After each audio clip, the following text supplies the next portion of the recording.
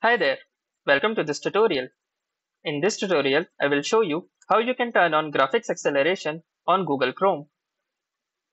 First, let's launch our Google Chrome. Then, click on the three vertical dots and select Settings. Now, in this menu, you can see the System tab. Click on the System tab.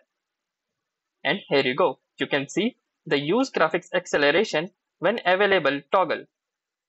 Turn this toggle on and then click on the Relaunch option. Once you click on the relaunch button, it will relaunch your Google Chrome and your graphics acceleration is now available and ready to use. So now you can surf your browser more smoothly, and it can also do a variety of heavy tasks which you weren't able to do before. If you like this video, make sure to hit the like button, comment on the video, share it, and also subscribe our channel. Thank you for watching. Have a nice day.